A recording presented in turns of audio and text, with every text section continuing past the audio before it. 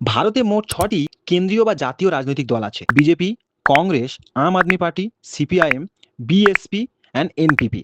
এই দলগুলো কিভাবে জাতীয় দলের স্বীকৃতি পেয়েছে চলো তা জেনে নিই। ৩টে শর্ত পূরণ করলে যেকোনো দল জাতীয় দল হিসেবে স্বীকৃতি পায়। যেকোনো ৪টে রাজ্যে আঞ্চলিক বা রাজ্য দল হিসেবে স্বীকৃতি পেতে হবে এবং লোকসভা নির্বাচনে বা বিধানসভা নির্বাচনে ওই দলটিকে ৪টে রাজ্য থেকে ৬% ভোট পেতে হবে এবং প্রত্যেকটা রাজ্য থেকে ৪ জন করে প্রার্থী এমপি হতে হবে। পুরো ভারতবর্ষে ৫৪৩টি আসন আছে, তার মধ্যে থেকে ২% আসন জিততে হবে, অর্থাৎ ১১টি আসনে জয়লাভ করতে হবে।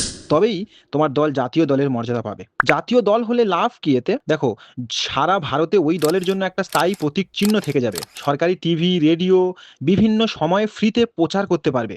দল তার নিজের প্রচারের জন্য ৪০ জনের বেশি স্টার বা তারকাদেরকে ক্যাম্পেইনের জন্য নিয়ে আসতে পারবে, যার খরচ প্রার্থীর নির্বাচনের খরচের সঙ্গে যুক্ত হয় না। কি মনে হয়, তোমার রাজ্যে কোনো জাতীয় দল আছে কি? তা কমেন্টে জানাও।